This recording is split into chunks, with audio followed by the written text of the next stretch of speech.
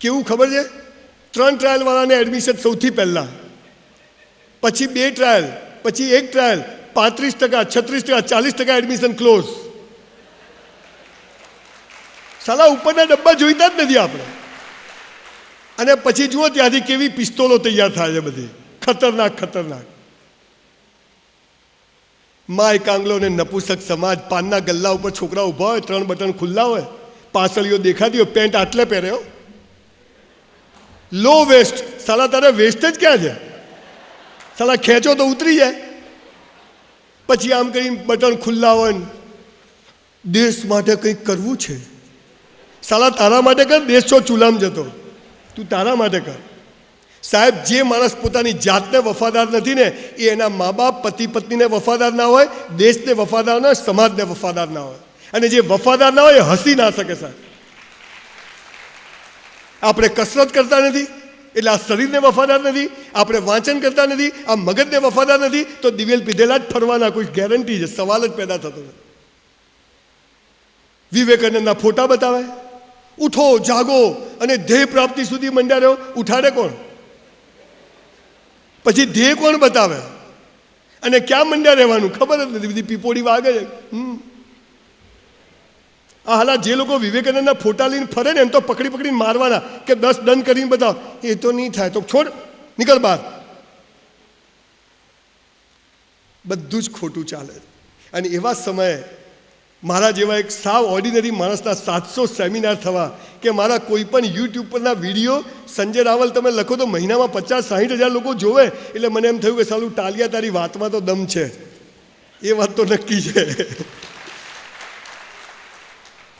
પોતાના માટે તો કૂતરા બિલાડા જીવે છે. સાહેબ, જીવનનો હેતુ શું છે? પહેલાં પોતાના માટે જીવો, પછી પોતાના પરિવાર માટે જીવો, સમાજ માટે જીવો, અને પછી 50 વર્ષ થાય એટલે જે સમાજે આપ્યું છે એને પાછું આપી દો. આ જીવનનો હેતુ છે સાહેબ, નહીં કે બધું ભેગું કરવાનું. સાહેબ, બહુ નમ્રતાથી કહું છું, આ જ જીવનનો હેતુ છે. બિલ ગેટ્સ અને સ્ટીવ જોબ્સ અને વોરેન બફેટ એમની બધી જ સંપત્તિ સમાજ માટે આપી દે છે. બેવકૂફો છે કે મહાવીર સ્વામીએ રાજાનો છોકરો હતો, છોડી દીધા પૈસા. કેમ? કે જો પૈસામાં તાકાત હોત ને તો બૌદ્ધ મહાવીરે છોડ્યા જ ના હોત. પૈસા જરૂરી, ઇટ ઇઝ રિક્વાયર્ડ. છોડવા માટે હોવા તો જોઈએ ને. કડકો શું છોડે? આપણે તો છોડી દીધું. સાલા તારી પાસે છે શું? પહેલાં કમાઓ, બરાબર મહેનત કરો, તનતોડ મહેનત કરો, 24 કલાકમાંથી 20 કલાક મહેનત કરો, અને પછી જે કંઈ મળે, 50 વર્ષ થાય, બસ હવે નાઉ લીવ ફોર ધ સોસાયટી. સાલું મરી જઈએ ને 5000 માણસ ના આવે તો સાલું જીવી શું કામ? આ તો મરી જાય ને તો ફોન કરવા પડે, અલા હેડો પેલો ગયો. એટલે 50 જણા કે કાઢવાનો ટાઈમ થાય એટલે કહેજે આવીશું, સાલો 6 ગયો. હું મરી જઉં તો આવજો બધા, નહીં તો અહીંયા શોક સભા રાખજો. એટલે હું ઉપરથી દેખીશ કે હા માંડવીમાં ભેગા થયા બધા છે પાછા. એક લોખંડનો ટુકડો હોય ને, રેલવેનો પાટો, 1 કિલોનો ટુકડો હોય ને તો 10 રૂપિયા કિલો ભંગારમાં વેચાય. પણ એમાંથી જો છરીઓ બનાવો ને તો એના 10,000 પેદા થાય. એમાંથી બી 100 ને ટાંકણીઓ બનાવો ને તો 1 લાખ રૂપિયા પેદા થાય. અને આવી કોઈ મોંઘી કંપનીની ઘડિયાળના કાંટા બનાવો તો 10 લાખ રૂપિયા પેદા થાય. બોલો, કિંમત લોખંડની છે કે ઘડતરની છે? સાલું આપણું થતું જ નથી. ઠૂઠા જેવા શું છે? બોગસ એજ્યુકેશન સિસ્ટમ, બોગસ સમાજ વ્યવસ્થાઓ, બોગસ પોલિટિશિયન્સ, બધું જ બોગસ. એવા સમયે હું બહુ આશાવાદી માણસ છું. હમ તો ચલતે ગયે, કારવા બનતા ગયા. એક ગરીબ ઘરમાં જન્મવું અને જીવનમાં અહીંયા પહોંચવું. મને ઘણા કહે, સંજયભાઈ તમે શું કર્યું? મેં તું બેંક લૂંટી. તારે સાલા 10 વાગે ઉઠવું છે, પાનના ગલ્લે નરેન્દ્રભાઈ આવી ગયા, તું આવી જા. નરેન્દ્રભાઈ છો આવી ગયા. સલમાન ખાને 300 કરોડનો ધંધો કર્યો, તું સાલા 300 રૂપિયાનો કર ખાલી. બધું આવી ગયું એમાં. પારકી પંચાયતો ને પોલિટિક્સની વાતો ને સમાજમાં આમ છે ને માંડવીમાં આમ છે ને બધું સાલું સડી ગયું છે. તું હળી ગયો છે આખો. સાહેબ, એક આટલો મોટો પથ્થર હોય ને, આટલો મોટો, તો મૂર્તિકાર એમાંથી મૂર્તિ બનાવે છે, ખબર છે? આપણને આપે કોઈ આવડે, બધા ટુકડા થઈ જાય. તો મૂર્તિકાર શું કરે છે ખબર છે? પથ્થરમાંથી વધારાનો ભાગ કાઢી નાખે એટલે અંદરથી મૂર્તિ બહાર આવી જાય. મૂર્તિકાર મૂર્તિ નથી બનાવતો, એ શું કરે છે, એની ઉપરથી જે ફાલતુ ભાગ હોય ને એ કાઢી નાખે. આપણે એમ કહીએ કે મૂર્તિ બનાવે, મૂર્તિ નથી બનાવતો, એ વધારાનો કચરો કાઢી નાખે એટલે અંદરથી બેસ્ટ મૂર્તિ બહાર આવે. એજ્યુકેશન સિસ્ટમ અને મા બાપનું કામ શું છે, બાળકોમાંથી કચરો કાઢી નાખવાનો, અને ત્યારે બેસ્ટ બાળક સમાજમાં બહાર આવશે. તારે ડૉક્ટર થવાનું છે, તારે એન્જિનિયર થવાનું છે, સાલી એક આખી મોટી સ્કૂલ હોય 500 છોકરાની અને એક હાર્મોનિયમ હોય કે વગાડો, એટલે સાલા એક સ્વિચ બી ભાગે ના આવે કે તંબુરામાંથી વગાડે. સંગીતકારો ક્યાંથી તૈયાર થાય? માઇક હોય તો ખટારા જેવા. મને તો નવાઈ લાગે છે માંડવીમાં આટલો સરસ હોલ છે. આઈ વોઝ શોક, હોલ જ ના હોય. ખબર નહીં શું સિસ્ટમ ચાલે. મૂળ વાત શું છે કે આપણને સાચી વાત કોઈ સમજાવતું નથી. હું તમને બધાને અહીંયા 100 રૂપિયા વાપરવા આપું, 100 રૂપિયા ખાલી હો. બાજુ કે આ સારું સારું મફતમાં સેમિનાર 100 રૂપિયા બી મળે. આપણને બાજુ મફત મળે એટલે કાન આમ થઈ જાય. આ બાજુથી આપશે કે આ બાજુથી આપશે. તો તમે કહું કે વાપરી કાઢો આજે જ, તો કોઈ આ લેશે, કોઈ આ લેશે, કોઈ કોઈને આપી દેશે, કોઈ ખિસ્સામાં મૂકશે, અને એમાં એ 80 વાપર્યા 20 ક્યાં ગયા? તો 20 રૂપિયા ખૂટ્યા, એનો હિસાબ જોઈએ પાછો. સાલા હતા ગયા. એ દફતરને કોણ અડ્યું, બેગને કોણ અડ્યું, વોલેટને કોણ અડ્યું? હું તમને બધાને 1-1 કલાક ગામમાં ફરવા જવાનું કહું, અને કલાક પછી પાછા આવો તો કોઈ અહીં જાય, કોઈ અહીં જાય, કોઈ અહીં બેસી રહે. બધા 1 કલાકનો ઉપયોગ જુદો જુદો કરશું.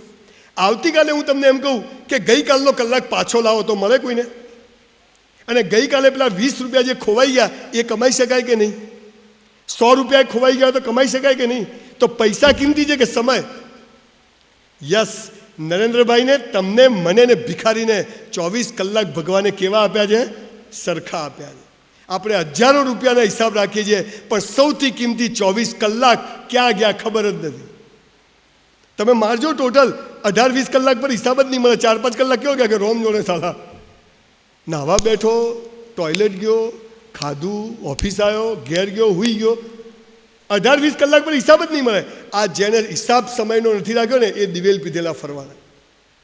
હું આજે માંડવીમાં સેમિનાર કરવા આવું છું. મને ખબર છે કે મારે આટલા વાગે નીકળવાનું છે. આટલા વાગે સાહેબ 700 સેમિનાર કર્યા, 1 મિનિટ કોઈ સેમિનારમાં લેટ નથી પહોંચ્યો સાહેબ, કોઈ દિવસ નહીં. માફ કરજો, હું બહુ ખરાબ બોલું છું. અહીંયા લોકોને જોઉં છું 6 વાગ્યાનો ટાઈમ હોય, 6:30, 7 વાગે જો શાકભાજીના બજારમાં ફરતા બધા આવી જાય. મોરારી બાપુની કથા હોય, અને આપણે પાછું બધા મોડા આવે એ બી સાચા છે કે પેલો વક્તા જ મોડો આવે. પાછો એનાઉન્સર બોલે, સાહેબ બહુ કિંમતી સમયમાંથી અહીંયા આવ્યા છે. જખ મારવા બોલાયા હતા આવાને. આ સાલા જે મોડા આવે ને તો કાઢી જ મૂકવાના, તું જા પ્રોગ્રામ કેન્સલ ભાઈ. સાચું કહું છું, બીજી વાર ટાઈમસર આવશે. જે વહેલો આવે એનો કોઈ વાંક છે? જે વહેલો આવે એને તમે સજા કરો છો, 4 કલાક બેસી રહેવું પડશે, એટલે પેલો બીજી વાર આવે જ નહીં. 6 એટલે 6, ભલે 10 જણ હોય. આપણે ક્યાં પોલિટિક્સ કોઈ નરેન્દ્રભાઈની શોખ પેલી સભા છે કે 2000 લોકો જોઈએ. મૂળ વાત આપણે જ સમયને સાચવતા નથી, એટલે સમય કદી આપણને સાચવતો નથી સાહેબ. આ વાત આપણે ભૂલી જઈએ. તમારે જોઈએ છે શું? જે જોઈએ તે કરો. આપણે જે જોઈએ કરતા જ નથી. અને કે મારે બધા સાથે કેમ આવું થાય છે? તે ધંધા જ આવા કર્યા જ ભાઈ, તારી હાથે આવું જ થવાનું છે. મૂળ વાત શું છે કે જીવન શું છે, જીવનનો અર્થ શું છે, કશા શબ્દોના અર્થ ખબર નહીં. પાછા અંગ્રેજી શીખવા જાય. કેવું અંગ્રેજી શીખવા જાય? અમને અંગ્રેજી શીખવાડો. સ્પેલિંગ તો આવડે નહીં હો, કોને શું કહેવાય તો ખબર જ ના હોય. પછી અંગ્રેજી શીખીને આપણી ગુજરાતી માતાઓ ઘરે આવી અને પછી જે અંગ્રેજીનું ખૂન કરે. બેટા વોટર પીવું છે? બોલો હવે આ વોટર પીવું છે, આ ગુજરાતી બોલે. પછી પલોઠી વાળીને બેસું કે બેટા લેગ્સ ફોલ્ડ કરી દે.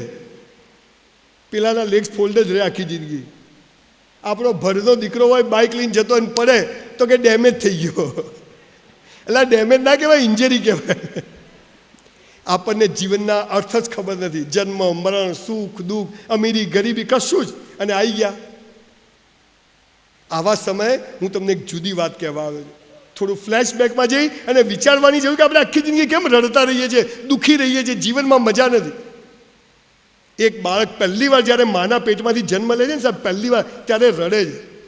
અને જેવું રડે ને, હે આ રડે છે એટલે મોઢામાં દૂધની બોટલ, એટલે પેલું છોકરું ચૂપ. થોડી વાર થઈને પાછું રડે એટલે પાછું હવા ઉછાળે, ઉલું ઉલું, એટલે પેલા બધી ચૂપ. થોડી વાર પાછું રડે તો ઘોડિયા એને રડવા જ ના દે. આ નાનપણમાં આપણને રડવા દીધા નથી ને એટલે મોટા થઈને આખી જિંદગી રડીએ છીએ. આ પાયાની વાત છે. મારી સાઈડ ઉપર કન્સ્ટ્રક્શન, મારું બધું બંગલાની સ્કીમ ચાલે છે. ત્યાં પેલી મજૂરનું છોકરું 2 કલાક રેત ઉપર પડ્યું રડે અને એની જાતે ચૂપ થઈ જાય અને સૂઈ જાય. એને કશું થાય નહીં. અને આપણે તો કે શું થયું, રાત્રે હાજા હમ ઊંઘ્યા હતા, સવારે ઉઠ્યા જ નહીં, હાર્ટ એટેક આવી જાય રાત્રે ઊંઘમાં જ. આ આપણું હૃદય મજબૂત જ નથી કર્યું નાનપણથી. નાની નાની વાતમાં પંપાળીને આપણને એવા ફટવાડી દીધા છે. આ આવતા જતા બબ્બે ધોકા મારવા જોઈએ, બધા રેડી થઈ જાય એકદમ. આ બાળક થોડું મોટું થાય છે, પહેલી વાર સ્કૂલ જાય. આપણો જે સત્યાનાશ કર્યો છે, દિવેલ પીધેલા ફરીએ છીએ, એના કારણો તમને સમજાવું છું, એટલે તમે બીજા જોડે આવું ના કરતા. આપણો તો સત્યાનાશ થયો, હવે બીજાનો ના કરીએ. એક ભાઈ કે સમાજ સેવા કરવી છે, મેં કીધું કોઈને નડતા નહીં. આ બાળક પહેલી વાર બાલબંધીમાં સ્કૂલ જવા તૈયાર થઈને ઘરેથી નીકળે છે. નવા કપડાં, ચડ્ડી, જર્સી, છોકરીઓ તો સ્કર્ટ, વોટર બેગ, આમ મસ્ત પોની લઈને મમ્મી બાય બાય સ્કૂલમાં જાય, અંદર બાય અને પછી સાંજે આવે ને દફતર ફેંકે, કપડાં ફેંકી દે. પછી બીજા દિવસે એને તૈયાર કરો ને એટલે શું કહે, નથી જવું. 90% છોકરાઓ સ્કૂલ જવાની ના પાડે છે. કેમ ખબર છે તમને? કેમ ના પાડે છે તમને કોઈને ખબર છે? સાહેબ, એ બાળક બહુ હોશિયાર છે. ભિખારીનું છોકરું હોશિયાર છે. એ કેમ ના પાડે છે ખબર છે? એ પહેલી વાર જ્યારે સ્કૂલ જવા નીકળે છે ને એટલે એના મગજમાં સ્વપ્ન હોય છે કે મને મા બાપથી પણ હોશિયાર કોઈક માણસ સ્કૂલમાં મળશે અને મને મસ્ત ભણાવશે, મને મસ્ત વાતો કહેશે. અને ત્યાં પેલો 10,000નો સાવ ડોબા જેવો શિક્ષક ભટકાય ને. એજ્યુકેશન સિસ્ટમની આ સૌથી મોટી ભૂલ છે કે પ્રાઇમરી એજ્યુકેશનમાં 1 લાખ 1.5 લાખ પગારવાળા શિક્ષકો હોવા જોઈએ, જે બાળકને મસ્ત ભણાવે. કેવી રીતે ઊભા રહેવું, કેવી રીતે કપડાં પહેરવા, કેવી રીતે માથું ઓળવવું, કેવી રીતે ચેઇન બંધ કરવી, કેવી રીતે સ્કર્ટ પહેરવો, કશું જ. મોઢું બંધ રાખીને ખાવું, પાણી કેવી રીતે પીવું, કશું શીખવાડે નહીં. ઠોઠા જેવું છોકરું તૈયાર થઈ જાય. એટલે 10,000નો શિક્ષક 50 બાળકોને તૈયાર કરી શકે? Can you imagine? અને કોલેજમાં 1.5 લાખ પગાર. સાલું ત્યાં તો છોકરા જ નહીં હોતા. સાલું ઊંધું ચાલે. જ્યાં 50 બાળકોનું ભાવિ તૈયાર થાય છે ત્યાં સૌથી કાચો શિક્ષક બીએડ પ્રી પીટીસીનો ડબ્બા જેવો. એ શિક્ષકનો વાંક નથી, સિસ્ટમનો વાંક છે. પ્રાઇમરી એજ્યુકેશનમાં એકદમ હોશિયાર શિક્ષકો હોવા જોઈએ, ડોક્ટરેટ ડિગ્રીવાળા હોવા જોઈએ. તમે મને પ્રાઇમરી એજ્યુકેશનમાં મૂકી દો ઝૂંપડપટ્ટીમાં, તમે જુઓ છોકરા ઘેર જ ના જાય, પેન્ટ પકડીને બેહીને બધા ચારે બાજુ, સાહેબ અમને ભણાવો. આ બાળકની બીજી ભૂલ આપણે કરીએ છીએ. એક તો રડવા નથી દીધો, બીજો એને 10-15 જણા શિક્ષક જોડે મોકલીએ છીએ અને 50 બાળકોનું ભાવિનો સત્યાનાશ પેલો શિક્ષક કે શિક્ષિકા કરે છે કે જે ખુદ તૈયાર નથી. હવે આ બાળક થોડું મોટું થાય છે, 1 થી 4માં આવે છે. 1 થી 4માં સ્કૂલ જાય, એને એમ થાય કે હા હવે તો નવી સ્કૂલ, મજા આવી જશે. સ્કૂલમાં જાય, પહેલા જ દિવસે એને સભાખંડમાં મેદાનમાં બેસાડે આમ લાઈનસર, અને એક ખટારા જેવો શિક્ષક સ્ટેજ ઉપર ચડે, હે પ્રાર્થના, આંખો બંધ. પેલું છોકરું આમ કરે જે આપણે મોટા થઈને કરીએ. એકચ્યુઅલી આ ટ્રેનિંગ ત્યાંથી જ મળે છે. અલગ પછી કહે આંખો બંધ. પેલાને ગભરામણ થાય છે આંખો બંધ કરવાની. એને આમ ભગવાનનો ફોટો જોવો છે, દીવો જોવો છે, બાજુમાં કૂતરા રમે છે જોવું છે, પક્ષી જોવા છે, અને પેલા કે આંખો બંધ. અલા પ્રાર્થના કોઈ કસરત છે કે 10 ને 10 એટલે પ્રાર્થના? અચ્છા, ખુલ્લી રાખીને ના થાય પ્રાર્થના? થાય કે ના થાય? અલા બંધ કરીને કરાવો એટલે ના દેખવાનું દેખાય. તમે જુઓ આંખો બંધ કરો, તમને સારું જાતનું દેખાશે. ખરેખર પ્રાર્થના એવી કરાવવી જોઈએ કે આંખો ઓટોમેટિક બંધ થઈ જાય. પ્રાર્થનાના શબ્દો એવા હોવા જોઈએ. પહેલા એક શિક્ષક ઊભો થઈ પ્રાર્થનાનો અર્થ સમજાવે કે જો બેટા આમ છે, અને પછી કે ચલો બેટા જેને જેમ બેસીને કરવું હોય, પગ પોળા કરીને કરવી હોય તો કરો પ્રાર્થના. આ તો કે પલોઠી, તટ્ટાર, કરોડરજ્જુ આમ, એટલે પેલાને ચસ્કો પડી જશે બાપડાને. ભગવાનનું નામ લેવા માટે કંઈ કસરતો કરવાની હોય મારે? પણ એક સાહેબનો ઓર્ડર લેવાની તમને ટ્રેનિંગ આપવામાં આવે છે. સાહેબ પ્રાર્થના જ એવી કરાવવાની કે આંખો ઓટોમેટિક બંધ થઈ જાય. પાછી આંખો બંધ કરાવે અને ખટારા જેવી પ્રાર્થના કરાવે. ઊંડા અંધારેથી પ્રભુ પરમ તેજે તું લઈ જા. સાલું એક તો આ અંધારું, પછી પેલું અંધારું. પેલો છોકરો ગભરાઈ જાય. અને એટલે તમને ને મને આખી જિંદગી આપણે મંદિર મસ્જિદમાં જઈએ ને 5 મિનિટ આપણે આંખો બંધ કરીને બેસી શકતા નથી સાહેબ. એનું કારણ કે સાચી પ્રાર્થના જ નથી કરાઈ. સ્કૂલ કોલેજમાં ઈશ્વર એટલે શું કોઈ સમજાવતું જ નથી. કોઈ કહે છે કોઈ દિવસ કોઈ સ્કૂલમાં લેક્ચર ગોઠવ્યું કે ઈશ્વર એટલે શું? ના. એટલે ન પ્રાર્થના પર વિશ્વાસ, ન ઈશ્વર પર શ્રદ્ધા. અને જેને ઈશ્વર પર શ્રદ્ધા ના હોય ને દિવેલ પીધેલા જ ફરે. એક વાયર ઉપર 5000 કબૂતર બેઠા હોય છે, કોઈ પડી જાય આમ તો ભગવાન તમને પડવા દેશે યાર? થોડી તો એની ઇજ્જત કરો. પણ આપણને ઈશ્વર પર શ્રદ્ધાનું શીખવાડ્યું જ નથી, બધું ભીખ માંગવાનું શીખવાડ્યું છે. આ બાળક થોડું મોટું થાય છે, 5 થી 7માં આવે છે. જેટલા લોકોને ઉઠીને જવું હોય અત્યારે જ જઈ શકે છે. મારું 1-1.5 કલાક લેક્ચર ચાલશે. આપણને કોઈ વાંધો નથી. જો મેં પૈસા નથી લીધા, તમે નથી આલ્યા, એટલે કોઈ મારે જવું હોય તો જઈ શકું ગમે ત્યારે. એમ કે આપણે એટલે જ લેતો નથી પૈસા. પૈસાનું તમે પકડો ભાઈ બોલ. આ બાળક 5 થી 7માં આવે. હવે એનો સત્યાનાશ કરવાનો માસ્ટર પ્લાન ચાલુ થયો છે. શું શરૂ થયું છે? એને સ્કૂલમાં શીખવાડવામાં આવે છે સુખનું વિરોધી શું, અમીરનું વિરોધી શું, દિવસનું વિરોધી શું, સફળતાનું વિરોધી શું, જન્મનું વિરોધી શું, સૂર્ય કઈ બાજુ ઉગે, કઈ બાજુ આથમે. જે ડફોળ બનાવવાના ધંધા ચાલુ કર્યા છે સાહેબ, સૂર્ય કદી ઉગતો જ નથી ને આથમતો જ નથી. આ પૃથ્વી ફરે છે, ક્યારેય ઉગ્યો નથી. અને સૂર્ય તો એક દોરો ખસે ને તો પૃથ્વી સળગી જાય. ના ના કે અહીં તો નહીં ગયો. સાલા જે ફરતું હોય સ્થિર બતાવે, અને જે સ્થિર હોય ફરતું બતાવે. એટલે પેલો આખી જિંદગી જે મળવાનું નથી એની પાછળ દોડે જાય, અને જે લઈને જન્મ્યો છે એને જોવે જ નહીં. આ ટ્રેનિંગ આપી છે કે ભિખારી થાવ, દિવેલ પીધેલા ફરો. સાહેબ, જ્યાં સુખ પૂરું થાય ને ત્યાં દુઃખ શરૂ થાય, અને દુઃખમાં જે ટકી જાય ને સુખ એનો હાથ પકડી લે. અમીરી પૂરી થાય ત્યાં ગરીબી શરૂ થાય, અને ગરીબી પૂરી થાય ત્યાં મારા જેવી નોટો પેદા થાય. આ વિરોધી નથી, પૂરક છે, જરૂરી છે, ઇટ ઇઝ રિક્વાયર્ડ. દિવસ પૂરો થાય ત્યાં રાત શરૂ થાય, અને ઘનઘોર રાત પૂરી થાય ત્યાં દિવસ શરૂ થાય. બોલો, આ વિરોધી કહેવાય કે પૂરક કહેવાય? સાલા સ્કૂલમાં શીખવાડે કે વિરોધી છે, એટલે આપણે કે આ જોઈએ, આ નહીં જોઈતું. તમને ખબર છે આપણને કે છોકરો અને છોકરી વિરોધી વિરોધી નથી, પૂરક છે. છોકરામાં 50% છોકરી હોય, છોકરીમાં 50% છોકરો હોય. પછી જેનું જે ડેવલપમેન્ટ થાય પીપોડી વાગે. પછી બહુ લાંબો વિષય છે, તમને સમજ જ નથી. ઈશ્વરે બધું મસ્ત બનાવ્યું છે, ટોપ બનાવ્યું. આપણને કંઈ ગમતું જ નથી. કેમ ભગવાન? વરસાદ આવે ને કેવો આવે છે, બસ હે. અને પછી આવે નહીં ને, બોલો આવતો જ નહીં, મહિનો થઈ ગયો. સાલા ભગવાન તને પૂછીને આપશે કે વરસાદ આપું, બંધ કરું, માંડવીમાં પાડું? શિયાળો આવે, શું ઠંડી આવી છે, ક્યાં જવું જ નથી. અને પછી ઉનાળો આવે, 54 ડિગ્રી, કપડાં જ કાઢી નાખો. આપણે કોઈ જન્મે ને હેપી બર્થડે, પેડા જલેબી વેચ્યો મારો બેટો, જાણે મોટી દાલદર મારી હોય, ધાડ મારી હોય. અમારા ત્યાં મોટો થાય તને ખબર પડશે. પેડા જલેબી, પછી કેક કાપે, બર્થડે આવે ને, અને પછી કેન્ડલ લગાવે ને પછી ફૂંક મારે. આ જે ફૂંકો મારે ને એનાથી ચેતવું. આ લોકો સમાજમાં અંધારું કરે. ખરેખર નિયમ શું છે? દરેક જન્મદિવસે એક કેન્ડલ કરવાની છે, 20-20, 21-21, 22-22, અને કેક કાપવાની, અજવાળું કરવાનું, અંધારું નહીં. આ તો કે કરો અંધારું, એક રહી ગઈ.